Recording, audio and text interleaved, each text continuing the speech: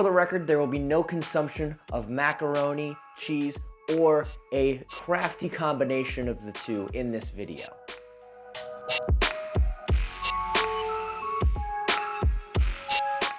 French Montana releases his 5th edition in his Mac and Cheese series of albums, Mac and Cheese.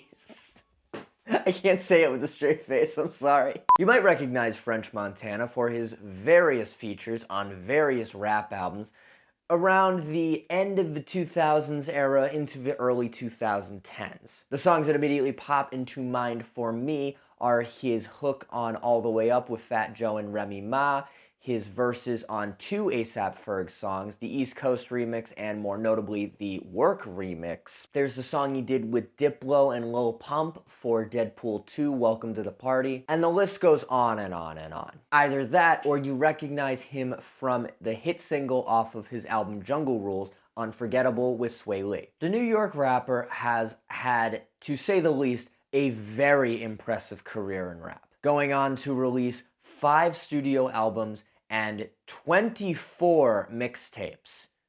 This is number 24. And I'm putting this out there right now. I did not listen to the 6-hour version of this album because Jesus Christ. There is a version of this called Mac and Cheese 5 Versions. And not only do you have the 21 song track list, but you have 6 versions of each of those songs, which makes for an 126 song album. That is about 6.5 hours of listening. And you have to be a really devoted French Montana fan to listen to this album for a 6-hour duration. And I'm gonna be honest with you, this album is not worth 6 hours of your time. The album may be worth about maybe 30 to 45 minutes of your time, and it's an hour listen. You've got your Kanye Wests, you've got your Rick Rosses, you've got your Lil Wayne, who absolutely delivers on Splash Brothers. Lil Baby's on here. Shit, you got JID on here.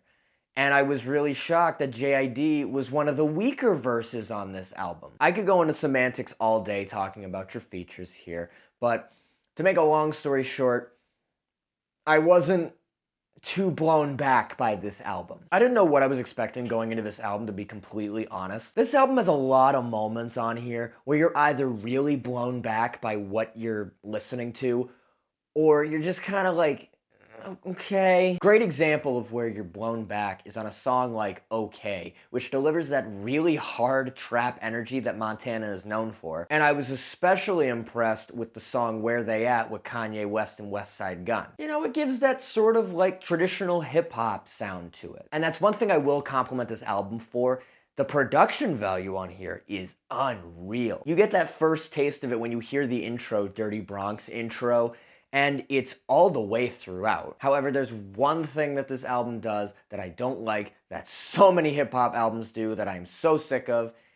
It switches the beat about 15 to 30 seconds in. The most disappointing instance of this is on the song Millionaire Row. You know, you get this build-up where you have this really hard-sounding beat, and seeing that Rick Ross, Meek Mill, and French Montana are all on this track, you're expecting something insane. And while the song's still good and the beat is still good here, it's a letdown. And that's just how it is. This album just kind of bounces around for me.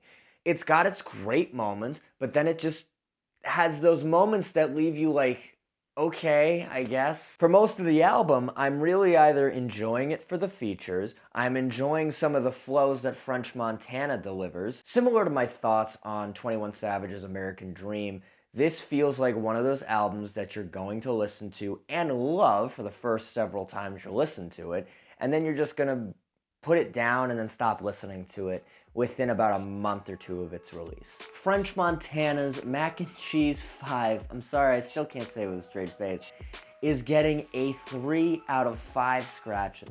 I think this album is really good. I think this is something you will enjoy listening to, whether it's for the beats, whether it's for the many amazing features on here, or if you just really like French Montana. That said, it doesn't really carry that memorable factor that makes me want to go back to it in the future. I think you'll certainly enjoy what you hear, but I think this is one of those albums you're probably gonna forget about in a couple of months or so. I don't think you're missing anything by not listening to this album, but if you are interested in French Montana or you're just curious about the new music that's come out this past weekend, it's certainly worth giving a listen if you're curious. But let me know your thoughts. Did you like this album? Did you not like this album? You know what to do. Get down in those comments and let me know your thoughts. Don't forget to scratch that like button, hit the subscribe button, and ring that bell if you want to be notified on the latest Scratch Entertainment content. Additionally, if you're a fan of Scratch Entertainment or you're an artist looking to get discovered, reach out to me on Instagram DMs, reach out to me on TikTok DMs. I'd be happy to chat with you. More content is coming soon. As always, don't forget to keep it locked to Scratch Entertainment.